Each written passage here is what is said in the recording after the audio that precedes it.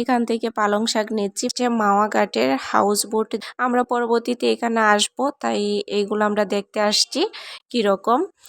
Uncle মুড়ি বিক্রি করতেছিল। আসসালামু আলাইকুম, কেমন আছেন সবাই? অনেকদিন পরে গ্রামে আসলাম, আসার পরেই কিছু সবজি নিচ্ছি। ভাবলাম আপনাদের সাথে একটু শেয়ার করি কি কি সবজি নিব। এখানে আমি শিম নিয়েছি, জঙ্গলের ভিতরে ঢুকে তারপর শিম নিয়েছি। আর পালং শাক নিব। পালং শাকের কালারটা অনেকটা সুন্দর, কিন্তু ক্যামেরাতে কেমন জানি একটু দেখা যাচ্ছে। আমি একা আসি নাই, আমার সাথে ভাবি, আমার আন্টি, ওরা সবাই আছে। তো আমি এখান থেকে পালং শাক নিচ্ছি। পালং শাক কে কে পছন্দ করেন অবশ্যই কমেন্টে জানাবেন। কাঁচা টমেটো নেব আর কলই শাক নেব। এই শাক আমি কখনো খাই নাই, আজকে ফার্স্ট টাইম আমি নেব। কলই শাকের নাম কি আমি সঠিক বলছি কিনা আমি জানি না, কারণ আমি কোনোদিন খাইও নাই, দেখিও নাই। এখন আমি কয়েকটা বড়ই নিয়েছি। যেখানে আমরা যাচ্ছি ওইখানে দেখি বড়ই গাছ, তো একটা একটা করে আমি বড়ই ছিঁড়ে ছিঁড়ে খাচ্ছিলাম। এক ভাবির বাড়িতে আসছি, ভাবি বলতেছিল আমাদের তো শিম গাছ আছে, তুমি একটা কাজ করো, আমাদের শিম গাছ থেকেও কয়েকটা শিম নিয়ে নাও। তো আমি অনেক খুশি হয়েছি, কারণ শিম গাছ থেকে শিম তুলতে আমার কাছে এত ভালো লাগতেছে। কারণ ঢাকায় তো আর শিম গাছ থেকে শিম তুলতে পারি না, বাজার থেকে কিনে নিয়ে আসতে হয়। আমি না এত সুন্দর করে গুছিয়ে কথা বলতে পারি না। ভিডিওতে যদি কোনো রকম কথার ভুল ত্রুটি হয়ে থাকে অবশ্যই ক্ষমা দৃষ্টিতে দেখবেন।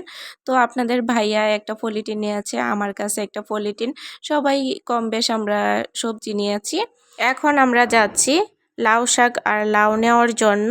সবাই আমরা হাঁটতেছিলাম। আমার ছেলের ভাব দেখেন, মানে ওরা বলতেছিলাম চলো আমরা বাসায় চলে যাই, ও যাবে না, ওর নাকি অনেক ভালো লাগতেছিল। তো আমি জুতা খুলে তারপর হাঁটতেছিলাম।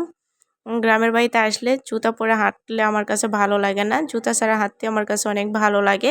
আর এখানে দেখেন গোবর, মানে গ্রামের রাস্তায় হাঁটলে এগুলো আপনি দেখবেনই। আর এই বালুগুলা দিয়ে আমরা ছোটোবেলায় মুড়ি ভাজতাম।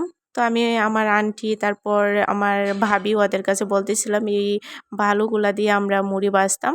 তো অনেকক্ষণ আমরা হাঁটার পরে এক আঙ্কেল মুড়ি বিক্রি করতেছিল, তো আঙ্কেলের কাছ থেকে আমরা মুড়ি কিনে খেয়েছি। আমরা বসেছিলাম অনেকক্ষণ, কারণ হাঁটতে পারতেছিলাম না যেহেতু। আর একটা ভাইয়া তারপর লাউ শাক আর লাউ নিয়ে আসছে আমাদের জন্য, বলতেছিল আপনারা বসেন, আমি আপনাদের জন্য নিয়ে আসি, আপনাদের আর হাঁটতে হবে না। তো এত এত হাঁটার পরে আমরা এখন ডাব খাবো। ডাব কে কে পছন্দ করেন অবশ্যই কমেন্টে জানাবেন। ইকরাম বলতেছিল আমাকে আগে দাও তারপর তুমি খাবে। আমরা আসছিলাম আপনাদের ভাইয়ার এক ফ্রেন্ডের বাসায়, উনি আবার আমাদেরকে নিয়ে আসছে মাওয়া ঘাটের হাউস বোট দেখানোর জন্য। আমরা পরবর্তীতে এখানে আসব, তাই এইগুলো আমরা দেখতে আসছি কীরকম। অনেক সুন্দর। আমি না এত সুন্দর করে গুছিয়ে কথা বলতে পারি না, যদি ভুল ত্রুটি হয়ে থাকে অবশ্যই ক্ষমা দৃষ্টিতে দেখবেন। আর প্রচুর ঠান্ডা লাগছে, কথা বলতে পারতেছি না। সবাই ভালো থাকবেন, আজকের মতো বিদায় নিচ্ছি। আল্লাহ হাফেজ। লা লা লা লা লা লা লা লা।